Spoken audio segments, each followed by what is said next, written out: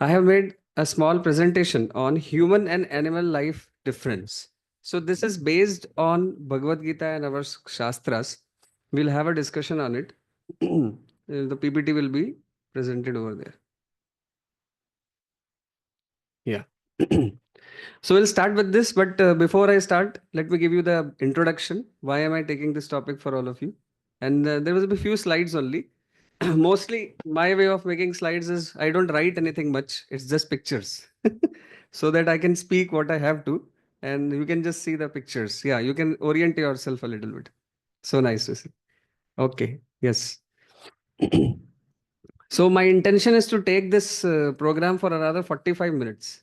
I hope that's fine with everyone, right? 45 minutes. And after that, we'll have some questions, answers. I will be trying to narrate some two or three stories in between, just giving you a, what's going to come along, right? It's going to be thought provoking. So therefore, there will be some questions which I will ask you. The reason I kept the screen over there because I will be able to see people who have joined on Zoom. If I keep it this side, when I am not able to see how many who has joined on the Zoom, that's why. So that's participants list you can put on the side. Just click that participants, it will come on the right side. Yeah. So um, the reason I'm taking this for all of you is like all of you have already read along with me. Most of you have read along with me the Art of Concentration book. Now you know a lot about human mind, and also we discuss over there that we are Atma according to scriptures. We are not the body, we are actually the spirit soul. And we also discuss about having a higher purpose in life and how it helps a lot. It gives us self mastery, it also helps us giving self confidence. So all this it helps us in. So however, one part remains. We didn't discuss that in art of concentration specifically because it was not necessary for development of concentration. But to develop your human potential fully, we should discuss this topic, and it ranges towards spirituality. And the reason that's why I'm keeping with all of you is you have come here together for this get together. I would like to offer that which I consider the best part of the knowledge, right? So remember, I was telling you that science is just a branch of knowledge. It's not a tree of knowledge. Remember, some of you were there in that discussion. So it's just a branch of knowledge. It's not the tree of knowledge. So our Vedic scriptures also teach us a lot about human nature and how human beings can find satisfaction and happiness. And I wanted to introduce this part to you so that you can experience more deeper form of happiness in your life. That's my reason I'm introducing this topic. And towards the end of this topic, I'll give you some action points, which you can do on a daily basis, on a weekly basis, on a regular basis, and probably on a yearly basis. So that's our, roadmap.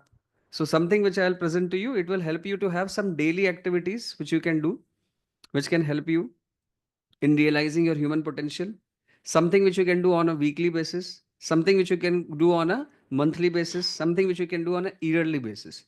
Because after all, after we hear or learn something, there must be an application of it in our life. So that's why the whole presentation is geared towards an action which helps us human beings realize our true potential. Okay, so that is what the whole discussion is about. So can I request you all to please start with me with the prayers? Can we start with the prayers? Okay. Yes, please. So I'll be reciting some Sanskrit mantras and you can recite them after me. There are simple, simple phrases. So you can please recite after me. Om Agyantimirandhasya Jnananjana Shalakaya Chakshurunmilitam Yena तस्मै श्री गुरुवे नमः नमः ओम विष्णुपादाय कृष्णप्रेष्ठाय भूतले श्रीमते भक्तिवेदांत स्वामिन्निति नामिने नमस्ते सारस्वते देवे गौरवाणी प्रचारिणे निर्विशेष शून्यवादी पाश्चात्य देश तारिणे जय श्री कृष्ण चैतन्य प्रभु नित्यानंदा श्री अद्वैत गदाधर श्रीवासादि गौर भक्त वृंदा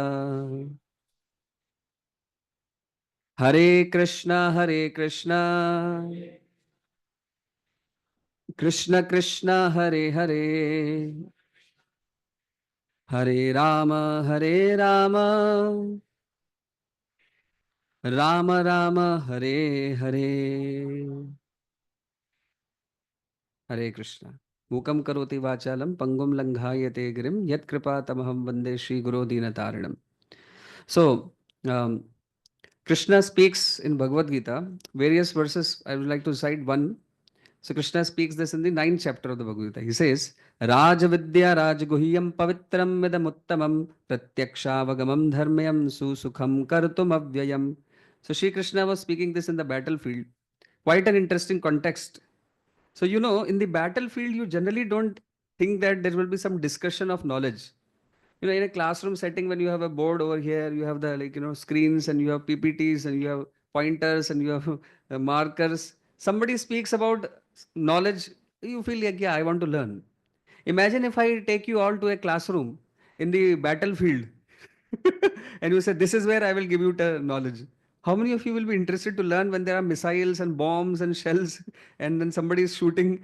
Will you be peaceful to able to understand some knowledge at that time? None of us will be, but Arjuna was. He was really a great student, and because he had a great teacher, who was he? Lord Krishna himself. This was amidst in the middle of the battlefield. The battle was about to begin. Bloodthirsty warriors are there on both the sides. Mighty enemies. They can't stand each other. As soon as they look at each other's faces, they're like, yes, I want to kill you. That kind of, enemies were standing on both the sides of the army. And Krishna takes the chariot of Arjuna in the middle of the battlefield.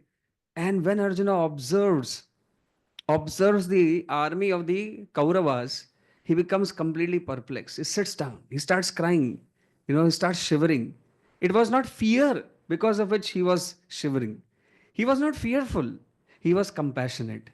He was thinking, so many people I will have to kill, so much of blood has to be like flowing in this field just so that we can become the rulers of this world. He was not ready for it. He became very confused. What should I do? And then there are brothers on the other side, cousins. The cousin brothers on the other side. There is guru on the other side. There's grandfather on the other side. Seeing all of them, he was bewildered. He was thinking, I think I should not be fighting Krishna. I just want to go away, maybe. He was asking. But at that time, Krishna spoke the Bhagavad Gita and he dispelled the illusion which Arjuna was in. He wasn't able to understand what is real dharma. Krishna dispelled his illusion and he spoke 45 minutes of wisdom right in the middle of the battlefield. There was no opportunity to take notes. He did not bring their notebook and pen. It was all just in few minutes. Krishna is speaking, Arjuna is asking, and everything is entering inside not just the mind of Arjuna, but the heart of Arjuna. It's leading to transformation. And finally, 45 minutes later, Arjuna was very clear, all clear, set with the goal of his life, and he was ready to fight for next 18 days. And in the 18 days, more than 18 lakh people were killed on that battlefield. It's not too far from here. It's in India itself. That place is called as Kurukshetra. It's still there. That tree under which Lord Krishna spoke this knowledge is still there. You can go, you can see that also. There is a Gita Mandir which has been built over that place. So you can even see that. It's not too far from here. The point here is among this, the 18 chapters of Bhagavad Gita, the knowledge, the ninth chapter, Shri Krishna speaks that there is something very special which I want to teach you, Arjun, in the ninth chapter. Now, mind you, when Krishna was speaking to Arjun, there was no chapters in between. Krishna was not telling, so I have completed chapter 1, now we'll start chapter 2. That's for all of us to understand it properly. So, yeah, thank you so much. I was looking for you, and because one data analyst has come. Yes. Thank you for joining. Thank you. There is one data analyst here, by the way. You can talk to her. Okay, you can give her chatai. She There is something. Why don't you? We can spread one more chatai here. This side, she can sit. Yes, yes, yes. You can give her. Yes. You can spread actually in that area. It will be easier. If anyone else also joins, they will have something to sit upon. Otherwise, this marble will become cold, na? Because now the cold season has started. I'm sure that many of you, when you are going back, the wind and all is cold. You all know that.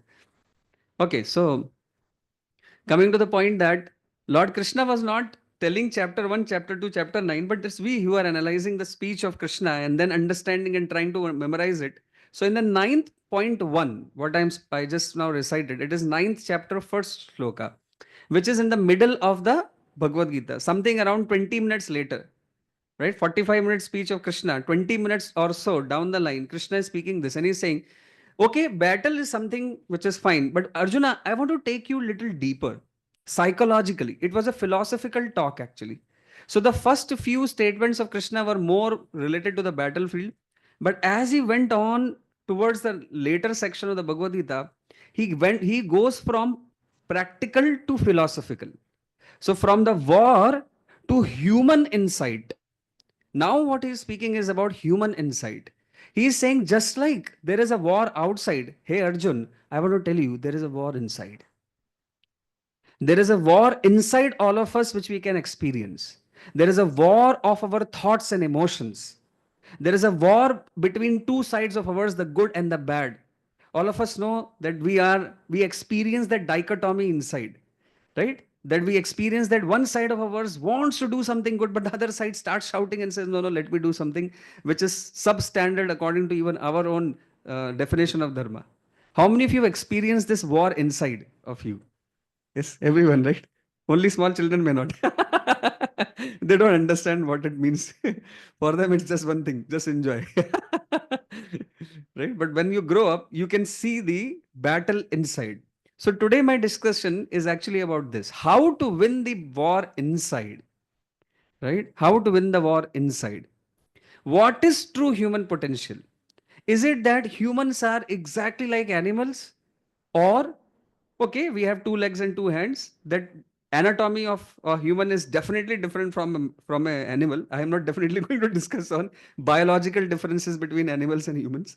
I'm talking more from metaphysical point of view, philosophical point of view. What is the difference between the animals and the humans?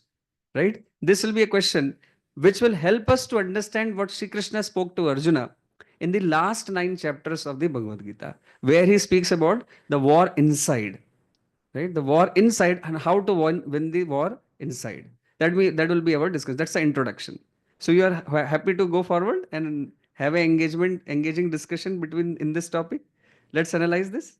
So this is based on Bhagavad Gita, though I am not showing you verses of Bhagavad Gita because that way it will become too complex for you to grasp. So that's why I made it a very simple flow, which will be easy for you to grasp. Later, if you want, I can show you various verses also based on what I have created this presentation. Let me start with this question. So you can remove the. Okay, let me recall the names. So I am happy, Ankush Kumar, Bhargavi ji. So nice of you that I'm happy that you are there today. It will help you what you're going to hear. Deepak, okay, Deepak from I think Delhi. Lalitya, oh, you could have been here, Lalitya. She is from Hyderabad only. Leela Krishna, thank you so much for joining. Meghna from IIT Kanpur.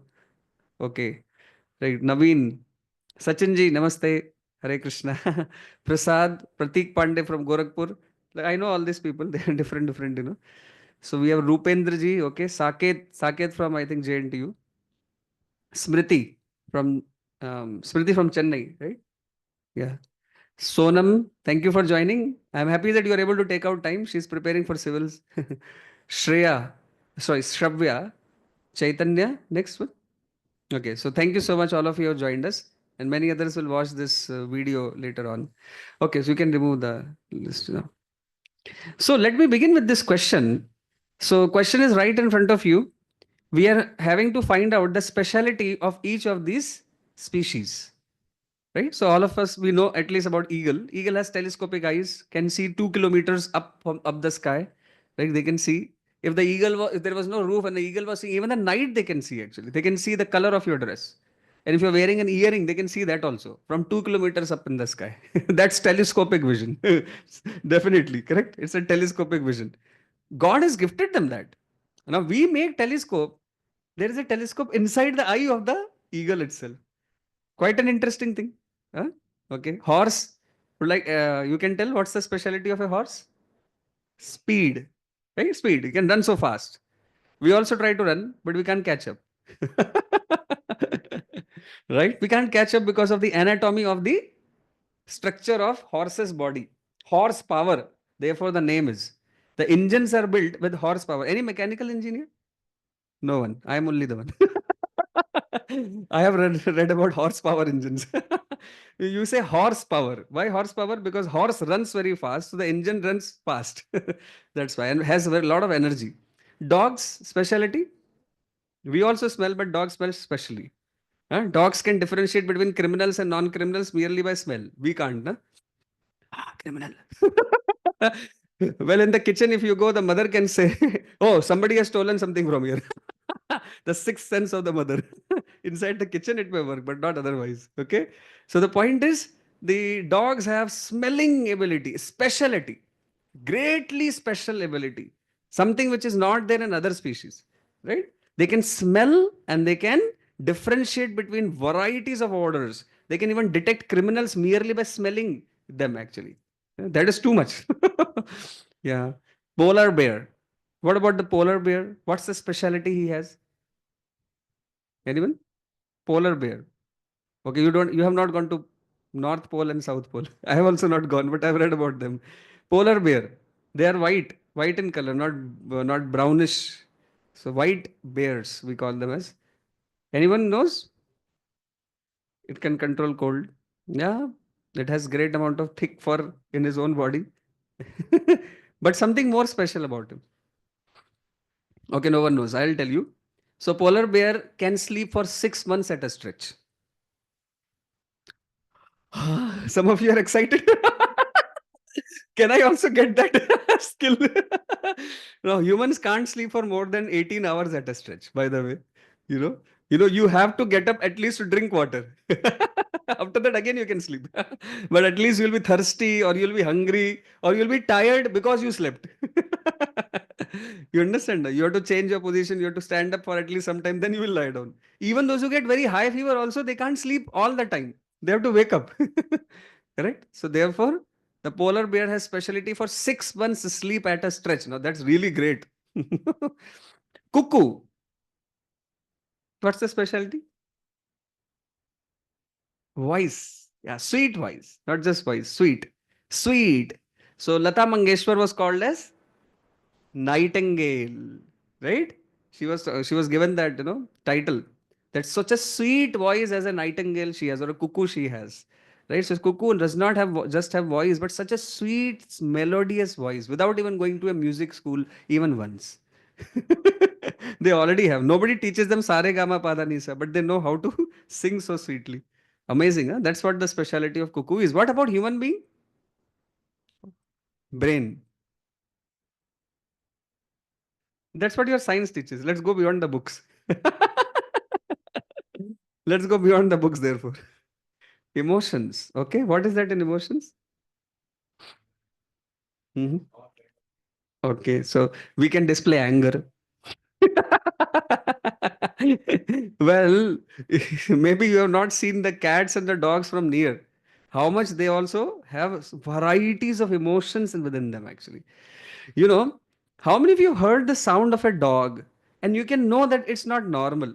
Like normally we hear this is the sound we hear a dog, but many times you have heard this? What is it?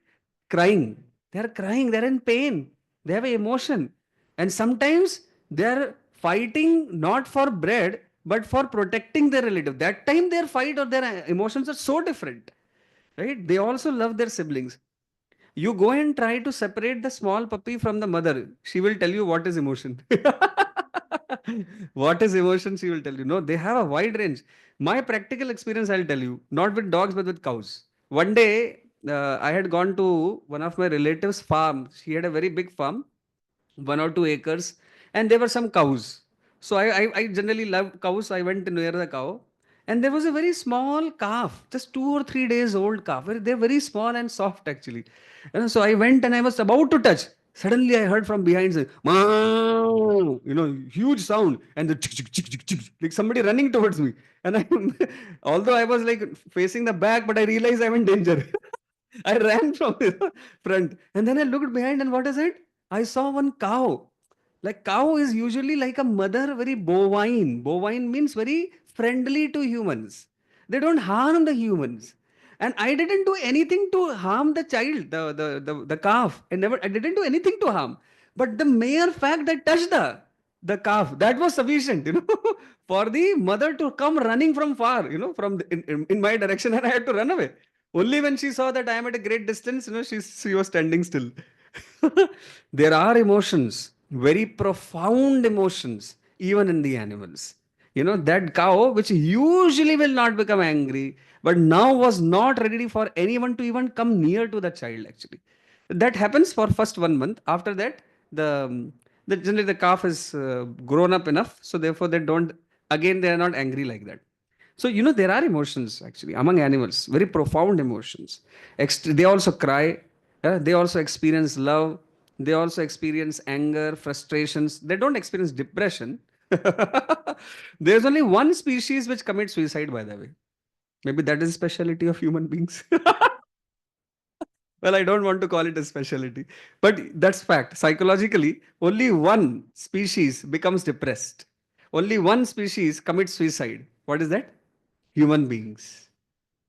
So I can say that we definitely have got emotions for a different purpose, but we have the same range of emotions as any animal. Actually, the range of emotions are similar. They are not different. Yes, we can express our emotions in more stronger way, but for a different purpose. Yes, you want to come, please? Okay, so definitely it's not just the emotions. We have emotions even in animals as well. Okay, so what is our specialty? Speaking, thinking, speaking. Can animals speak?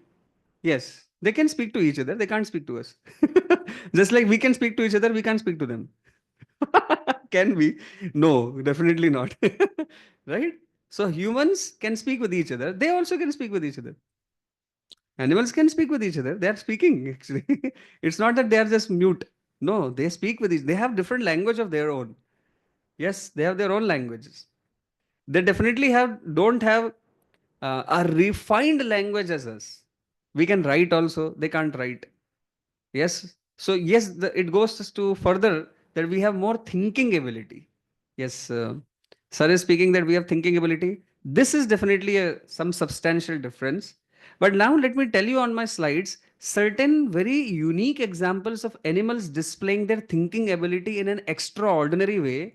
Sometimes even humans can't display such extraordinary thinking ability.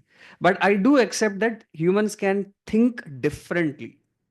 Huh? So let's continue our talk. Are you interested? Are you all happy to hear this? Okay, let's go. These are ants. What are they doing at this point of time? Anybody can guess? They are chain. Yeah, yeah, making some chain. Okay, somebody said they are making chain. What is the purpose of this chain? Are they fighting? What are they actually doing? They're stealing food. Okay. You know what they're doing? They're making a bridge. This is a bridge in the air, suspended in the air. There's nothing below. They have formed a bridge. So many ants. If you go microscopically, you look, you can see that they're attaching their arms with each other actually strongly. Now this bridge can bear huge amount of weight. Now, see, one ant cannot lift too much, right? But now this bridge can sustain a huge amount of weight. Now we are very proud of our bridges. Definitely, we have made very huge bridges. But these ants are not less. This is a bridge formation which the ants do regularly for transport of food. They can't fly, right? Like, suppose from here they have to go there, and especially when there is no route available properly, they will actually make such kind of bridges suspended in the air. Now, that's interesting. Is it not sign of intelligence? Like, are they dull fellows? Will you call them as dull people? If you call them as people, by the way, yes, they're not dull, surely. They are smart, they're intelligent, they have IQ. They definitely are not like, fellows who don't understand anything. No, they are able to understand this. They don't go to any engineering college to form this bridge. You know, they don't go in mechanical classes. What is the weight it can bear? If it is not able to bear some weight, they will call upon some more friends and they will join. That's all. Quite an interesting, that's a really a design and engineering, right? It's amazing. Okay, let's go more and study about ants. What is this? Ant hill. So, we make our homes cozy and comfortable. Even the ants make their homes cozy and comfortable. There are PhD research papers on ant hill. You can search it on Google. Human beings have researched on ant hill. That's how I'm able to say to you. These ant hills are a civilization in itself, actually. Just like you have Harappa and the civilization of ours. You study, what do you study over there? You study that there was architecture over there. You study that there were, like, canals made for water. You study that there was a refined disposal waste system, right? Same thing you can study inside for the ants also. They live in civilizations. They don't try to live alone. They're living in an entire civilization. Now, this, because they're so small, so this itself is a civilization, actually. The structure outside and then they have deep inside, both. They're living in a civilization, civilized way. In this structure, there are hierarchies. In this structure, there are hierarchies. Some people live on the top. Some people live a level below. Some people live a level below. And there is a hierarchy to all of them.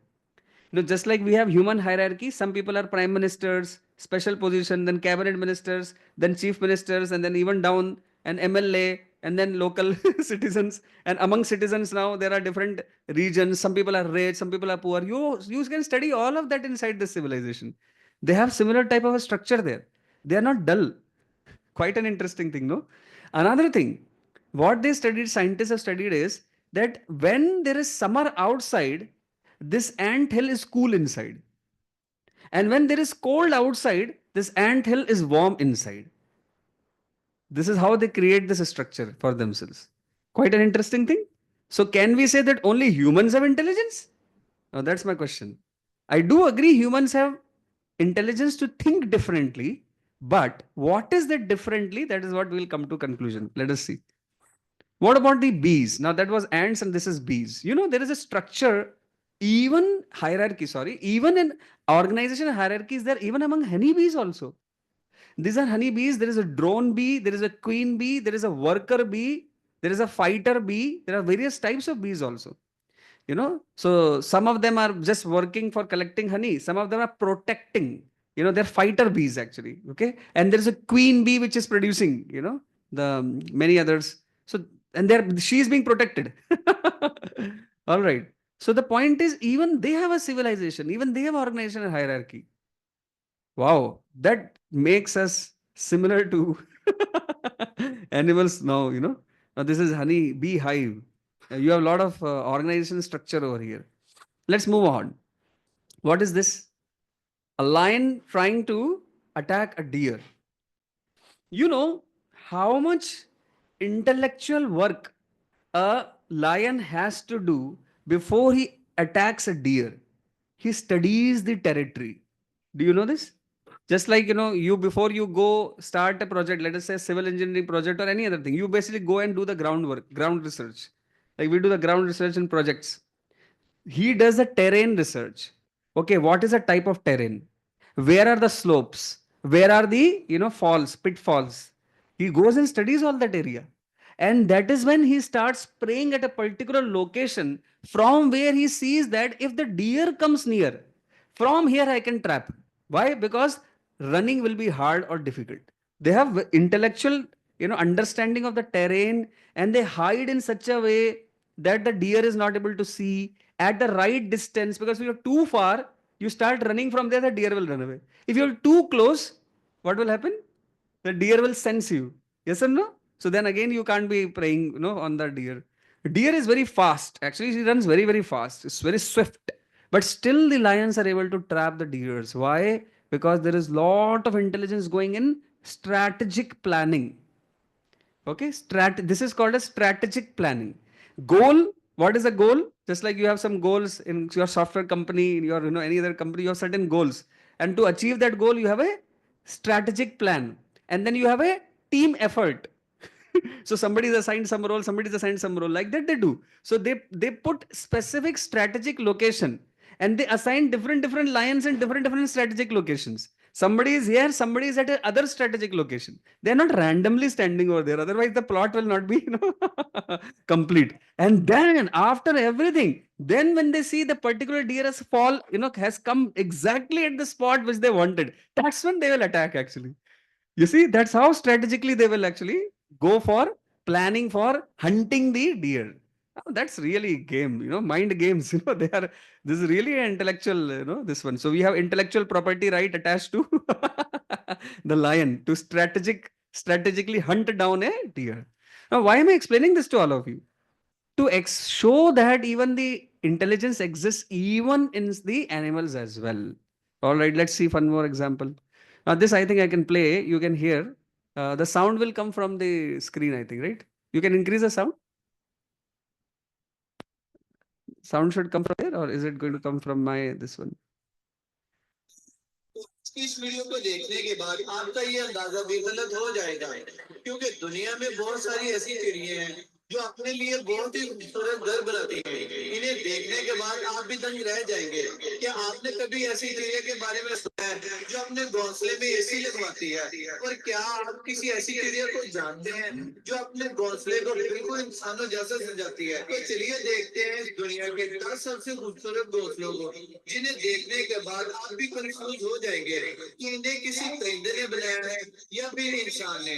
Video को शुरू करने से पहले दिलीज को subscribe करके bell icon को sociable Bieber bird nest. इस परिंदे के घोंसले को घोंसले कहने की बजाय जिला कहना ज्यादा सही रहेगा। अफ्रीका में पाए जाने वाले सोशिएबल बीबर बर्ड के नेस्ट दुनिया के लार्जेस्ट नेस्ट में से एक माने जाते हैं। बल्कि इन परिंदों की सबसे खास बात ये है कि इन परिंदों का पूरा ग्रुप मिलकर एक घोंसला तैयार करता है। इनका घोंसला इतना ज्यादा बड़ा होता है कि इनमें एक ही टाइम में 300 से 400 तक सोशिएबल वीवर बर्ड रह सकती हैं। Sociable weaver No, just like we have, okay, just like we have the joint family system, right? Now they have a community, 300 birds. Now, this is a huge nest. This is a huge nest. Where are they making? Just look at this. Interesting. It's like flying in the sky. Okay. Now this requires intelligence without going to civil engineering. Yeah. दूसरे परिंदे के घोंसले के मुकाबले में काफी ज्यादा मजबूत और टिकाऊ होता है, जिसे ये सूखी घास और पतली पतली लकड़ियों से बनाते हैं। इन परिंदों की कमाल की इंजीनियरिंग टेक्निक का अंदाजा आप इस बात से लगा सकते हैं। सोशिएबल बीवर बर्ड के घोंसले गर्मियों में ठंडे और सर्दियों में गर्म रहते हैं। देखने में ये घोंसले बेड पर बिछाने वाले किसी गद्दे की तरह लगते हैं। इसी वजह से कभी कभी चीते भी इससे आरामदायक गद्दे का मजा लेने इस घोंसले पर आकर बैठ जाते हैं। और पेंडरा ने अमेरिका में पाए जाने वाले इस कैरिबियन बर्ड का घोंसला दिखने में ऐसा लगता है कि जैसे किसी पेड़ पर कटहल लटक रहा हो। जनरली ये परिंदा अमेरिका में 30 मीटर ऊंचे दरख्तों की टहनियों पर अपना घर बनाते हैं। इन घोंसलों की लंबाई 60 से 180 सेंटीमीटर तक होती है। कमाल के घोंसलों को बनाने के लिए इन परिंदों को सूखी घास और लकड़ियों की जरूरत होती है, जिसे ढूंढने में इन्हें काफी ज्यादा मेहनत और मुशक्कत करनी पड़ती है।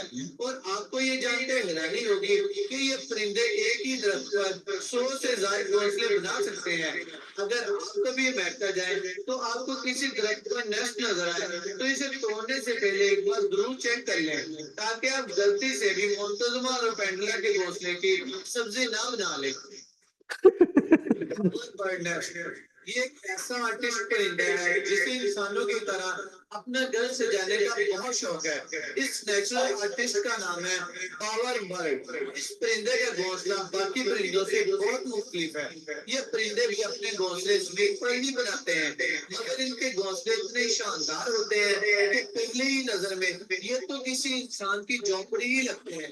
यहाँ तक कि आप इनके घोंसलों को देखकर कुछ देर के लिए सोच पे भी पड़ सकते हैं कि कोई परिंदा अपने घोंसले को इतना खूबसूरत कैसे बना सकता है। वैसे घोंसले बनाने के लिए ये परिंदे किसी हीरे जवाहरात का इस्तेमाल नहीं करते।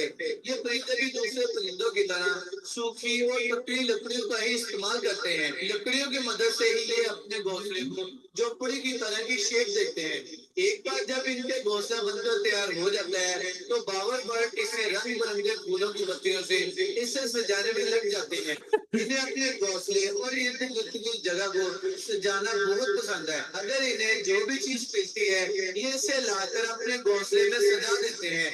इन परिंदों को देखते एक बात तो कही जा सकती है कि इनके अंदर एक इंटीरियर डिजाइनर तो जरूर मौजूद है। So anyway, like this is a video which you can see yourself. I mean, I'm just telling that sometimes we have not studied the nature, therefore we may think that we are the only ones who have a lot of intelligence, you know. But actually, even animals, they are intelligent in their own way for so many things.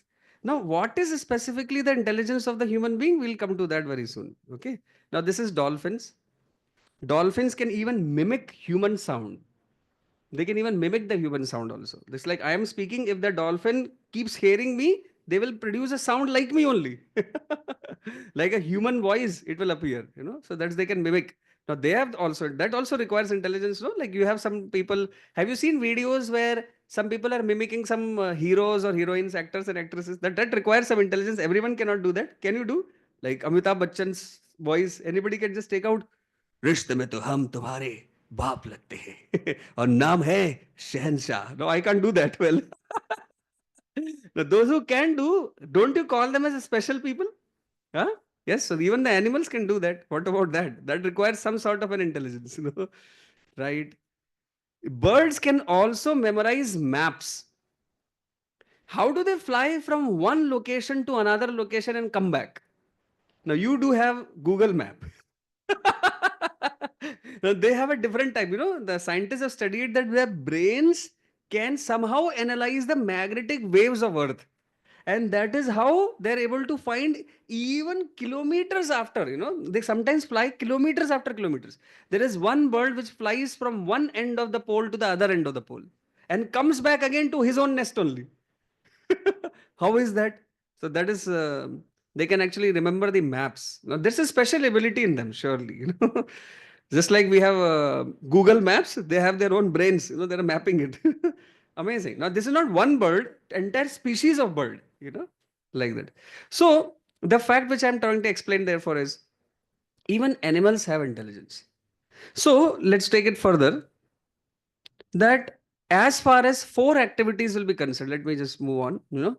So animals also have friends. They also make friendship with each other. It's not that they don't have best friends, bestie, you know. They have all of that also. Just that they can't tie friendship bands. That's all. But they have their own best friends as well. You know, friends for life. Jiyenge or marenge saath saath. You know, something like that. Sometimes to protect one friend, the other friend comes and dies also. You know, among the animals. They also have fun. It's not that they are not having fun in their own way. They also have, you know, they make keep making sounds. They have the. It's not that just eating. They just do eating, etc. No, no. They also have a lot of fun among them, their own civilization. Even they have a family. Like so, you do not have a marriage in the animals, but they identify couples. Okay, they identify among themselves couples. They don't have like, you know, say the marriage which is conducted by a purohit, that he is the husband and she is the, you know, wife. Nothing like that. But even they identify couples among themselves. So this is a like a lion, lioness, tiger, tigress, and the cubs. You know, they are together and they live like a family only. And then there is another couple living. And you know, so this family life is there even in them also. It's not that we are the only ones who have a family life. So the question comes, if there is so much similar between the animals and humans, then exactly what is special then? Seems like everything which we were thinking special in us is also found in some or other species of animals. Then why are we calling ourselves as different? Now you may say, Prabhuji, we are able to make mobiles. Aha. Yes or no? Technology. We are able to make science and technology. That's what makes us advanced, no? They don't have any technology. I mean, at least they can't make equipments like mobiles or laptops or anything like that. Definitely, we must say that they cannot do so. So we have technology. But the question is, what are we using this technology for? Are we not using the technology for very same purpose as what the animals are using their own intelligence for? What is that? So therefore we come to the animals also find happiness in four activities. What is that? Eating, sleeping, procreation, and defending. You see, we also have technology, I do agree. But our technology, is it not being used only for these four activities? Like you have Zomato and Swiggy, which need eating, right? So you have the mobile. What does it do? What does it do? What does the mobile help you with? So many apps are there inside. Communication. Communication is about having relationships, and that comes in procreation also. Hmm? So, and also it helps you in defending, protecting yourself, or just making your these functions faster. Is it not true? Like on an average day, how do you use your technology? What do you use it for? Like you may use laptop for working, but at the end of the work, what do you do? You get some money, and what do you do with the money? You want to enjoy life. Now, what is enjoyment all about? Getting better facilities for eating, yes or no? Sleeping. I should have a very nice Dunlop bed, nice mattresses. है ना? So if I can earn more, I will have bigger bed and bigger mattress. Some people have water beds, rotating beds. They experiment on all of that. On a five-star hotel, I can book. But what is it for? Better eating, better sleeping. है ना? Is it not true? Better family life. Same thing only it is. And better defending. Nobody can come inside my house. I will have cameras, detectors, guards. What is it for? Defending. So, isn't it that with all our intelligence and technology, we are still doing the same four activities which animals anyway do? Definitely, the level at which they perform those activities and level at which we perform those activities is different. So, is that the only difference between us and animals? This is the question mark. So, I want to project in front of you a shloka from Mahabharata, which explains the difference between animals and humans. Would you like to see that? Yeah, okay. So let's. So, yes, this eating, sleeping, mating, defending is common. Hmm. This is the shloka from Mahabharata. Let us recite this beautiful shloka. You can see it big also. Yes. Please recite this after me. Ahara nidra bhayamethunam cha सामान्यमेतत् पशुभिर्नरानम्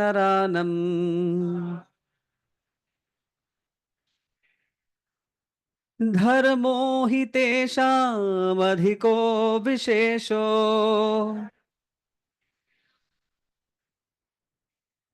धर्मेण हीना पशुभिः समानः.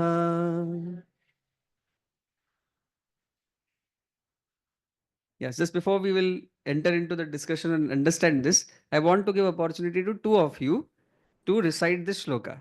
So anyone would like to, like one of the ladies and one of the gents, can please, anyone would like to please recite this shloka for all of us, just like I recited that way. Anyone, please? Okay, please, yeah, Yashashvi. So give her the mic, and anyone of you, one here. Anyone? Okay, you start maybe after that. Please, please. आहारनिद्रा भयमैथुनं च आहार निद्रा भयमैथुनं च सामान्ययं एतत् पशुभिर्नरानं सामान्यमेतत् पशुभिर्नरानम् धर्मो हि तेषम् अधिको विशेषो धर्मो हि तेषाम् अधिको विशेषो धर्मेण हीना पशुभिः समाना. धर्मेण हीना पशुभिः समानः. Thank Thank you so you. much. Yes. Yes, please. Just you can switch on the mic. Yeah. Yes. आहार निद्रा भयमैथुनं च आहार निद्रा भयमैथुनं च सम समनं एतत् प्रशुभिर्न नरानं सामान्यमेतत् पशुभिर्नरानम् धर्मो हि तेषाम् अधिको विशेषो धर्मो हि तेषामधिको विशेषो धर्मेण हीना पशुभिः समाना धर्मेण हीनः पशुभिः समानः. Thank you so much, sir. Okay. So what is the meaning? Beautiful. Simple. I chose this shloka. Why? Because it's actually very simple to analyze the Sanskrit. Ahara. What is the meaning of ahara? Food or eating. Right? Nidra. Sleeping. Bhaya. Fear or defending. Maithunam means family life procreation. Samanyam. Similar. Similar. It is similar to each other. Etad. Etad means among them. Pashubhi naraman. Among Pashubhi means animals. Naranam means humans. What are the common things, Samanyam, common things between the animals and humans? Four. Ahar, Nidra, Bhaya, Maithunam. We can memorize it as ESMD. Eating, sleeping, mating, defending. You can remember ESMD. Ahar, Nidra, Bhaya, Maithunam. Four activities are common between animals and humans. You can see that it's common. Shastra is very perfect, huh? Isn't it? It is saying these are the four activities common. But what is the difference? धर्मो हि तेषाम अधिको विशेषो. Among them adhiko vishesho. The speciality adhik vishesh. Vishesh means special. Adhik means something extra. So that which is extra in the human beings, that which is special in the human beings is dharmo, the possibility of performing dharma. And then the last line is a punch. It doesn't leave over there. Last line says, Dharmena hina. If a person, if a human being does not perform dharma, hina means does not. Dharmena hina pashubhi samanaha. What is the meaning? We become like Pashu. Correct? The humans become like Pashu, animals, if they do not perform dharma. So, yes, this is the speciality of the mankind. Or when I say man, women also, human beings, we should say. Now, mankind is a word not made by me, it is being made by the society. So, it's the difference between the animals and the humans according to Sri Mahabharata, that we can perform dharma. Now, what is the meaning of dharma? Dharma is the laws given by God. Dharma is something which is made by God, not by humans, right? So, we humans can follow the injunctions given by God, which animals cannot do.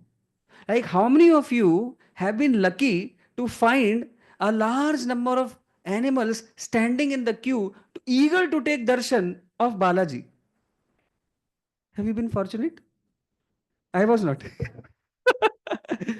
I mean, this is a satire. Like, do you find animals in the queue? You know, don't, no, no, you don't? I also don't. Which means only humans can stand in that line. Why so? Because only humans can inquire about God. That is the point. You understand? Only humans can inquire about God. How many of you have seen some varieties of species of animals registering for Bhagavad Gita class? Like, I could not. Only humans. Yes or no? Correct? Why so? Because humans can develop interest in learning about science of God. How many of you have observed the animals are fasting on a Ekadashi or Janmashtami or Holy Parva? Have you seen any animals fasting on such occasions? Maybe exceptionally rare. Trained by some human being. Right? But humans can. They are doing already. I am sure sitting in this room, there are so many of you who have performed some or other vrata.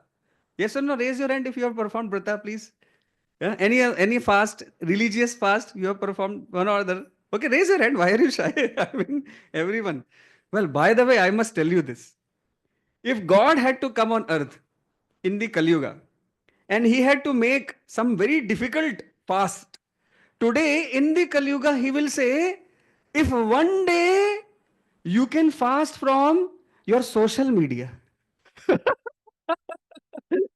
fasting from mobile, that will be a great thing to do. More difficult than even fasting from food and water, which humans do. That's well, anyway, that's just a joke. It has become so difficult to fast from mobile games, huh? Isn't it? One day he has not used mobile. He must be such a great man. Oh, he has not used the social media for a week. My God. Oh, how is it possible? How is he surviving? Oh, in my apartment, internet is not there only. Huh? As if, it's like oxygen is not there. How will you survive without internet? The first thing people go and check inside the hotel, Wi-Fi is working or not.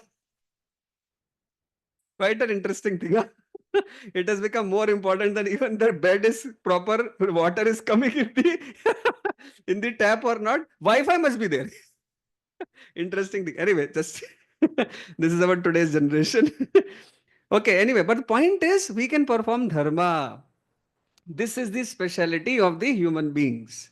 And if we do not perform dharma, according to Mahabharat, we will be nothing better than human beings. And therefore, a term is used inside the Shastra which is called as Dvipad Pashu. Dvi means two, Pad means fit, Pashu means animal. So Dvipad Pashu means those humans who do not perform dharma, they are called as Dvipad Pashu, two-legged animals. I would want to add a few more words to this. Let us see further on the slides. Well, we are today so proud of our technology. Sorry, I have to bring it to right shares. Yeah.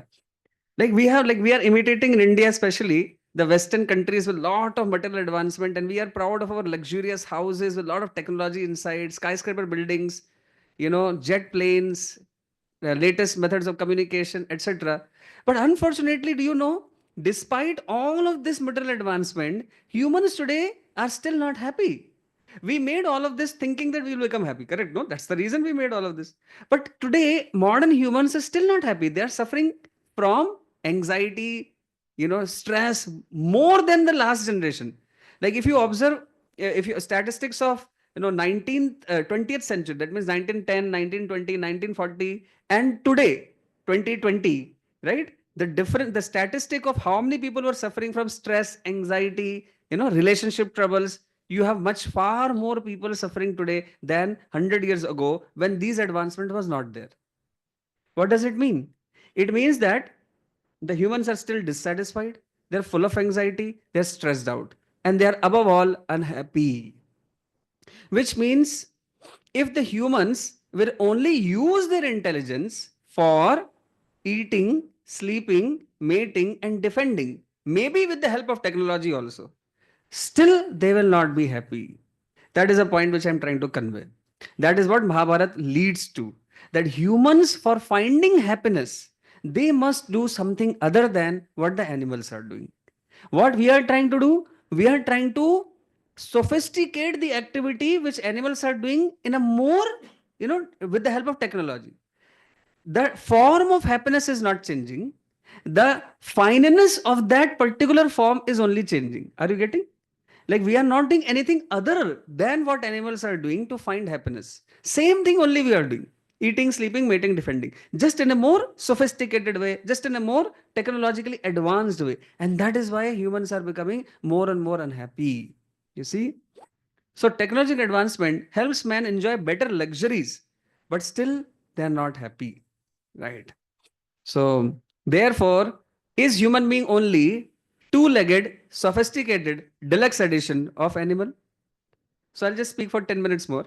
Don't worry, not too much maybe. I said 45 minutes, just few more minutes. 10 minutes more. But this is conclusion, so you should hear it attentively. Right. So is human being only two-legged, sophisticated, deluxe edition of animals? That's the question which we must be asking ourselves. Yes, definitely we are technology advanced. Yes, definitely we are sophisticated people. Yes, definitely we have deluxe edition of ourselves as animals. But is that sufficient? Is human potential tied up to only eating, sleeping, mating, and defending? Think about that. Or is there something higher in us humans? Unless that higher need of ourselves is not fulfilled, we still are not finding happiness. That is a question which we actually lead towards. So we should not just try to become Dvipad Pashu. Rather, according to Shastra, we should try to perform dharma. Now, what is that dharma? Animals can use intelligence only to inquire about eating, sleeping, mating, defending, but we can inquire about what is life, what is death, and what is beyond. Yes or no? We can inquire about these things, metaphysical aspects, which the animals cannot inquire about. Yes or no? No animal thinks about what after this life. There is no research in animal society about what is next life.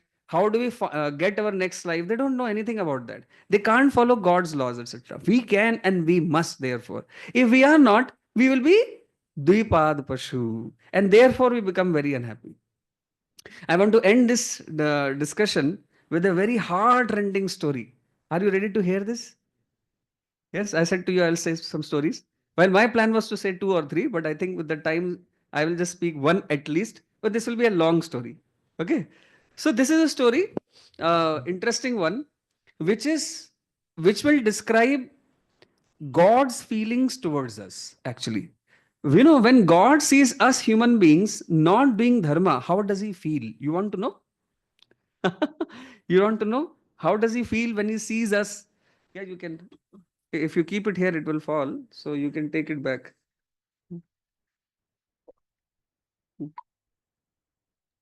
Thank you. So if we are not performing dharma, God has certain feelings for us.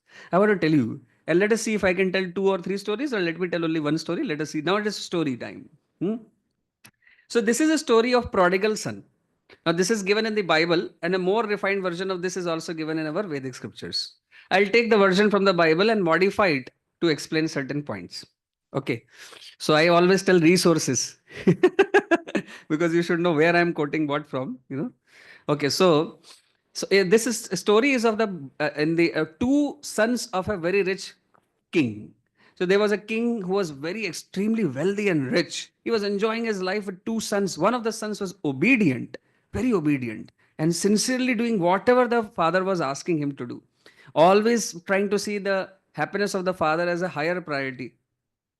However, the other son was quite rebellious in nature.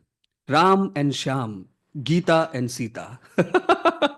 Like you have this kind of phenomenon inside our Hindi movies also. Like one son is so obedient, another one, अरे नालायक. हाँ, एक बदमाश है. एक शाबाश, दूसरा बदमाश.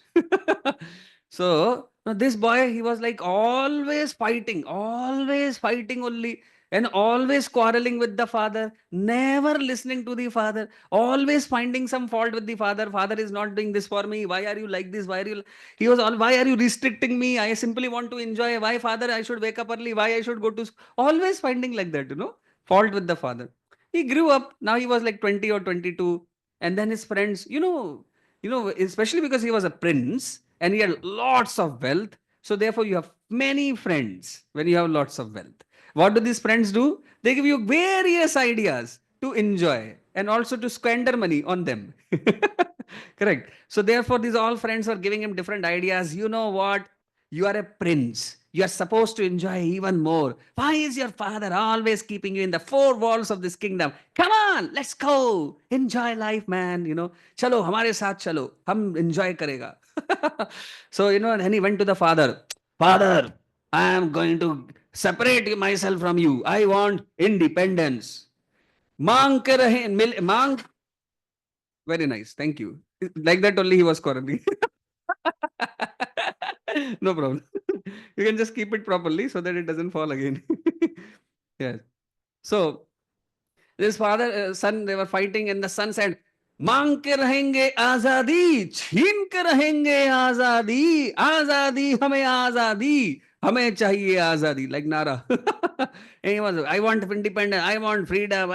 And the father said, everything you want, I'm giving you already. But son, what else you want? Everything is there for you. You want palaces, I've given you. You want food, everything I've given you. All independences also you have. No, no, no, no, no. You give me my share of property and I want to go away from you, live separately somewhere and enjoy my life there with my friends.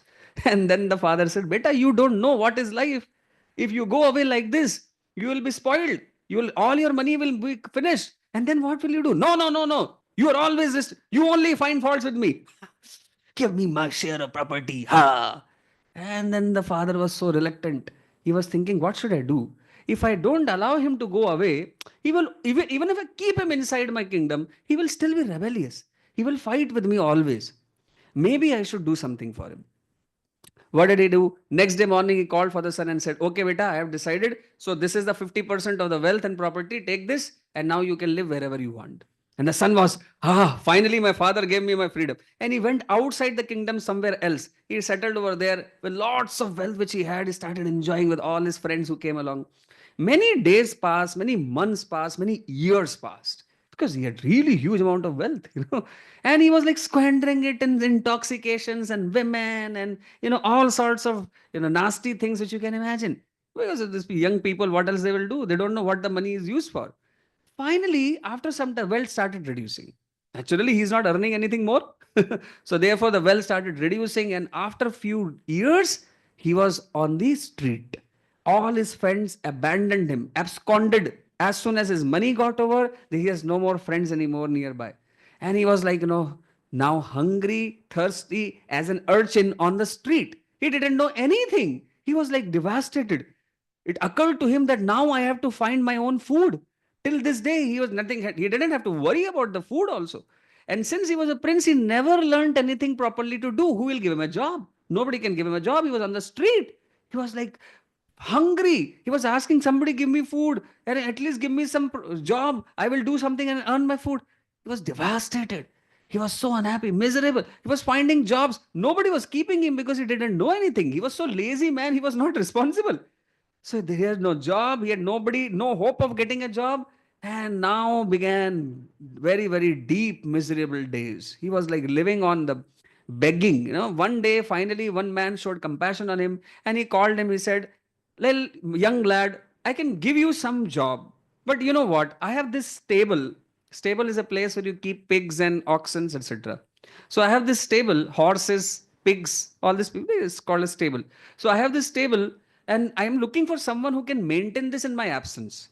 Would you like to come and stay here? Because you don't even have anything to stay. So come, you can stay here. You can just sleep here around wherever you want. And you have to care for all these animals. And see, these are the grains which I give them. You can also cook and you can also eat. That's what I can give you. Nothing more is there with me. But at least you have something to stay, some place to stay. Now there was no other thing for him to do, so therefore he actually came here. At least he has some place to sleep, some water to drink, and some whatever grain, quality of grains which animals are eating, he is also eating the same thing only. You know, and he was like miserable. Days were passing. He was so sad. He started remembering his father, and he said, "My father actually was so kind on me. He always gave me everything, even before I asked him. Also, he was crying tears. The thought occurred to him that maybe I should go back to my kingdom. Maybe my father will accept me." And then he was crying, crying. He was thinking, how can my father accept me? He was so loving and kind. I never obeyed him. How can he forgive me? No way. Even if I go back, everybody will simply, just throw me out. I just have to suffer this, fate which I have. He was just passing it days with so much of misery. But on the other hand, what was happening? The king knew that something like this will happen. And therefore, he was always on guard. He had sent some ministers in this place where his son was settled. And these ministers were like in a common dress, they were like roaming around just to know what the son is doing. One day, one of these ministers in the common dress, he was like searching, where is that, the young lad, the prince, where did he go? He was living in this place. Now, where is he? He was searching for him. He found him in this table. And he was like utterly shocked to see the despicable state of this prince. He was staying with the pigs, eating the food which the pigs are eating. And then it was so much. He came running and he said, "My dear boy, what happened to you? You are living like this? Arey, your father is so unhappy. He's so sad. He's separated from you. He wants you back." And the son started crying loudly and said, "Oh, who are you? Who's reminding me of my father? I just forgot my father for so long. Now I am in misery. Will my father accept me?" And he said, "Of course he will accept you. He loves you the same way as he did earlier. He has not forgotten you. You forgot him. He has not forgotten you even for a moment. He always inquires about you. Look at me. He has sent me to help you. They're not just me. There are many other ministers in this place. They're all looking for you, son. Come. It's not late. Come along with me." And he was so reluctant. Will he accept me? Will he forgive me? How will I go? How will I face him? The guilt will tear me apart. looking in the eyes of my father with what I did against him, is it really going to be possible for me? You know, there was a doubt, there was a phase of doubt, and the minister was trying to convince him about the kind nature of his father. You know, the nature of the father is so kind and caring, he will accept you, you know. And with lot of convincing, lot of, you know, discussion, finally the son said, okay, even if my father does not accept me as his son, at least he will give me better things to stay and be alive in his kingdom. That is for sure, right? Even if he doesn't forgive me, he will keep me as a servant. At least it will be better than this place. Okay, let me go along with you. And then the minister took him on his chariot, and then he brought him to the near, you know, the entrance of the kingdom, like huge kingdom. There is an entrance. He brought up till there, and then he said, let me give the king the news, because he'll be so. Even before I go, the news can reach him. So therefore, the news reached the king, and the king came along with so many ministers running, queen, you know, all of them, they ran on the gate of the kingdom itself. And there was a grand welcome given to the son. The son was shocked. This is a welcome, you know. The son was shocked. Son was shocked. My God, you know, you still remember me? You still forgave me for whatever I did against you? You are still accepting me. You are still so much loving and kind. And that was a day of complete transformation of this prince. From this day on, he became completely, you know, loyal and grateful and subordinate to his loving father, and stayed with him in his kingdom forever. That is a story. Now, interesting as it is, it has a lesson for us. We human beings are specially made by God, right? And right now we are away from God. So, can you tell me analogically who is the God in this story? The king. Okay. So, everyone knows, everybody understands that the king is like the God over here. And who is that rebellious son who is so naughty and notorious and obnoxious, and what else adjectives I should use? Badmash. Whatever. So, he's like that. Who is that? Who is that? All of us. And what is a mistake which we have done? What is a mistake which we have done? Huh? We are separated from God. Did God want us to be separate from Him? Not at all. Who wanted? We ourselves. Can we blame God that you are responsible for my misery? Not at all. Why are we suffering?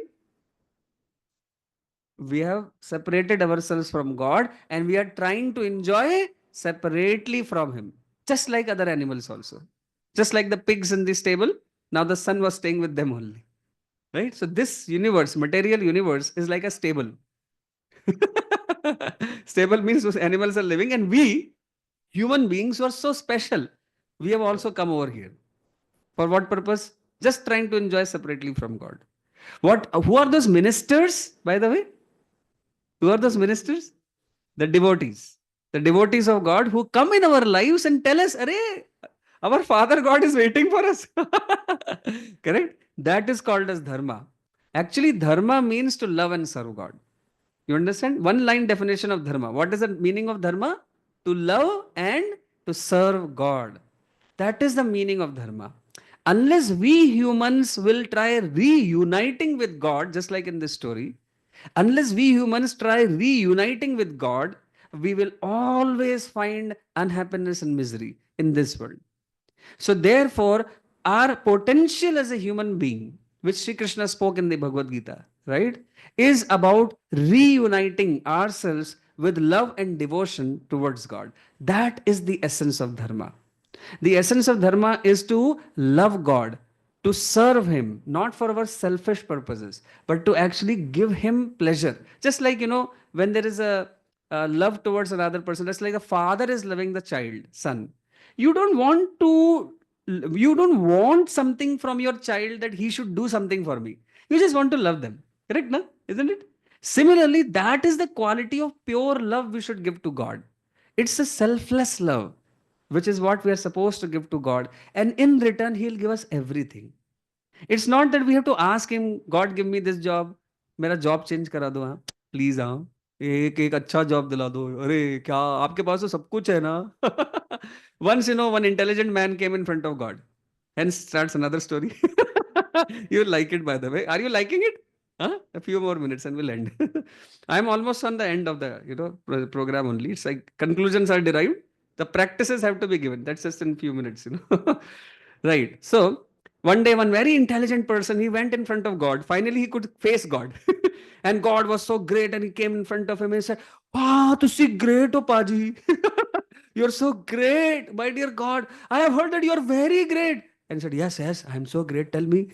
He said, "Sir, you're so great, my dear God. I just wanted to know, by the way, that how much is your 1 rupee equal to?" You're so big, right? You must be so great. Your 1 rupee also will be very big.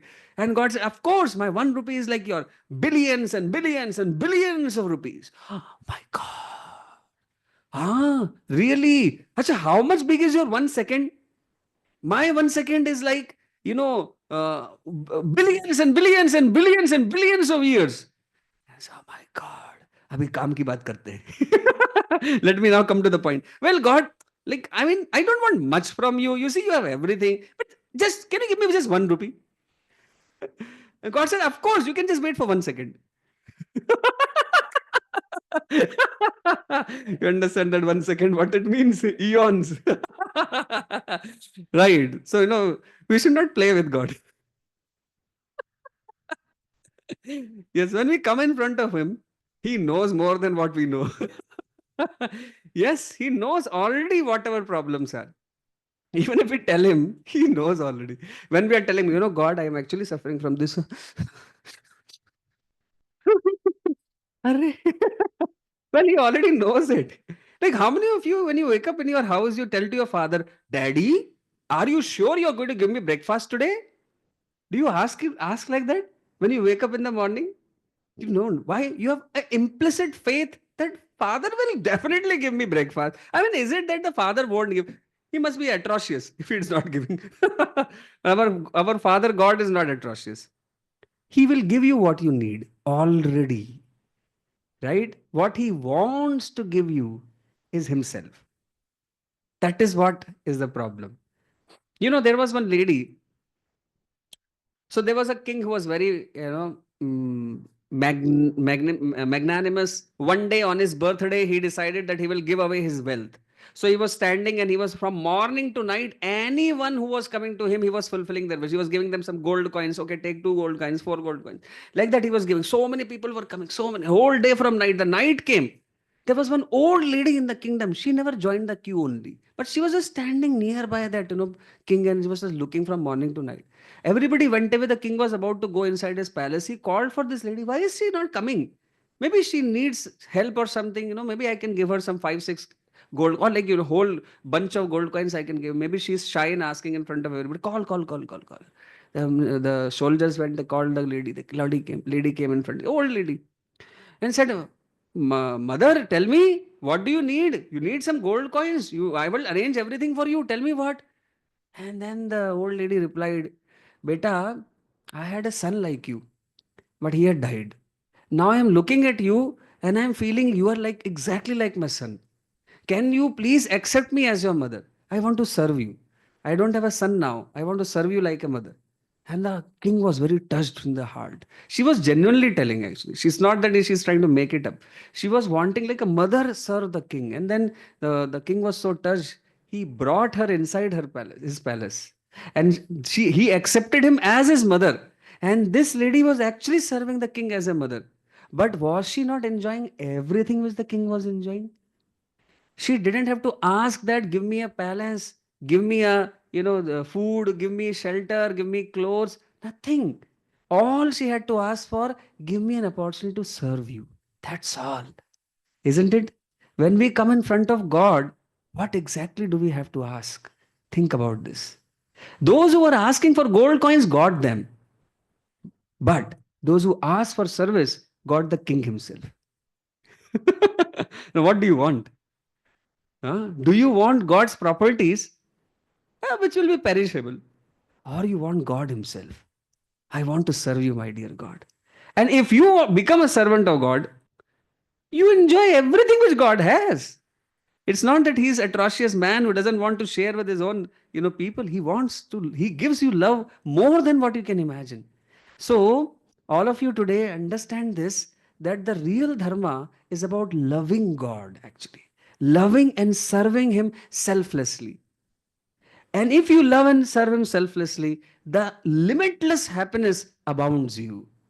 You cannot ask for that much, which God will give you. We do not have to ask. That is the only point. We simply have to love and serve Him. Now the question comes, how can we do that? So therefore, my conclusions, this is the last slide. I think I'm almost ending on time, quite punctual. Okay, how many of you are happy with this discussion? Huh? Say Hari Bol if you are happy. Hari Bol. Okay, thank you. This is the last conclusions. So first is human beings' specialty is to inquire about God and to lead God conscious life. How many of you completely agree with this? Hari Bol. Okay. So that's the first conclusion. This is our specialty actually. Can someone say any other conclusions? I have two more conclusions to put there. Yes, let me ask from you. Any other two conclusions which we can derive from today's discussion? Please. You can take the mic. So after this, we'll have the Aarti also. Very beautiful Aarti. And all of you can offer lamps to Lord Krishna. We'll do that just in few minutes. Yes, conclusion, please raise your hand. Praveena ji, आप कुछ कहना चाह रहे हो? It seems like you want to say something. Yes, yes, yes. Please, please. Give. Yeah.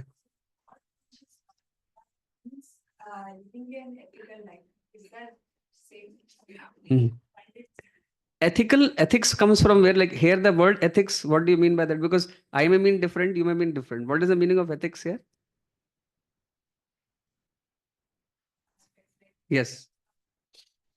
Yes. Yes. Yeah, for example, obeying traffic laws, paying your taxes on time, yeah, not robbing somebody. Yes, well, we can say that. But I was taking you on a more higher level.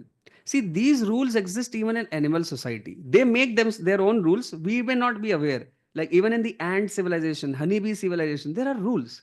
They obey those rules. We don't become different from animals if we just obey a social rule. We become a social animal, isn't it? Here, we are not talking about our duties or ethics on horizontal plane. Horizontal in the sense something which is on human plane. Here, dharma is that which connects us on the vertical plane with the God. That is dharma. Make sense? So here, dharma is not just ethics. Here, dharma is higher than ethics. This is what I was discussing. Ethics, by and large, is not bad and wrong, right? But that is not sufficient for realizing our human potential. I'm not saying we should not obey traffic rules or pay our taxes on time. But I'm saying merely doing that will still not make us happy. That is my point. Right? So therefore, we have to connect with God on a higher plane. That is dharma. Make sense to you now? Okay, good. So if you have any questions, you can ask. Otherwise, conclusions. What do you have conclusion for the day? Anyone else, please? Conclusions. Yes, please. We want to say something. What is the conclusion of the talk? So two, three conclusions. Yes, Mokshita. Yes, please.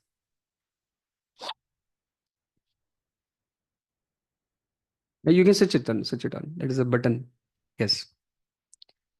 It's that we have to love and serve God, and that this temporary materialistic pressures doesn't give us long-term happiness. Yes. Yes. So like connecting with the God gives us long-term happiness. Yes, and connecting with God with the desire to love Him selflessly. That is the main thing. Thank you so much. It was so nice point. Yes, sir. Please.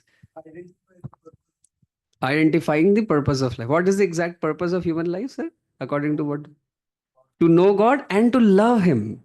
Not just knowing, but after knowing, loving Him. Thank you so much. Very nice point. Anyone else would like to say? Yes. Any one of the students? Yes, Meghna, maybe you can say. What did you learn? Yes. Give her the mic, please, because there are others who are hearing on the Zoom also. They will get to hear. Loving God and serving Him. Yes, is the purpose of human life, right? We can say that. Yeah. Thank you. Right. So this is the right conclusion. So another conclusion was today's civilization is promoting Dvipad Pashu culture, right? You agree with this conclusion? Do you agree with this conclusion? You can raise your hand if you agree with this conclusion. This, Yeah, today's civilization is not promotion, promoting. Sorry, promoting Dvipad Pashu culture, and hence all humans are becoming more and more miserable. Right? So trying to find happiness only on horizontal plane is not going to satisfy us. We have to find happiness on the vertical plane in our connection with God. That is necessary. Okay. And the last point is what I want to make you as an action. Okay. So, what should we do in order to connect with God? I have given you three activities. Now, please see it on the slide. First one, devote your time daily for point number one, chanting 15 minutes. So, we have this Hare Krishna Maha Mantra, which we chant Hare Krishna, Hare Krishna, Krishna Krishna, Hare Hare, Hare Rama, Hare Rama, Rama Rama, Hare Hare. So devote your 15 minutes a day to chanting Hare Krishna Mahamantra. This activity of chanting will make you different from the animals. Going to office, going to college, eating and various other activities will not make you different from the animals. But this activity of 15 to 30 minutes daily, according to whatever time you can give, but at least spare your 15 minutes for doing this chanting of Hare Krishna Mahamantra. Second activity, read or hear about God 15 to 30 minutes on a daily basis. You see, this is so simple and so easy, which anyone everywhere can do, whichever state of life, even if you're a student, you're a working professional, whichever phase of life you are in, you can surely take out this much time for 15 minutes for japa, chanting holy names of God, and 15 minutes to learn about God, like from the books like Shrimad Bhagavad Gita, etc. Right? So just like we have this daily evening, we are having this Bhagavad Gita discussions, 30 minutes a day. So you may join such a discussion. And third point, which is so important, right? I would say this is more important than these two, which is how to get the inspiration to continue our devotion, which is by association of a weekly satsanga. We must have a weekly satsang where we spend 2 hours a week coming and meeting devotees, associating with them, hearing about God, hearing about the message of God, learning about God, and then getting re inspired, recommitted to do those activities of chanting and hearing. These are the three things is what we can do.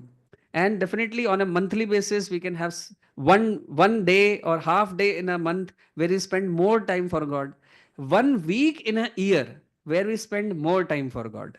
Just like we go to holy dhams. Once a year, we can go for visiting many dhams like Dwarka, then there is Jagannath Puri, then in Rameshwaram, Sri Rangam, Tirupati. So many dhams are there in our Bharatvarsh, correct? So you can go along with family. You don't have to go alone also.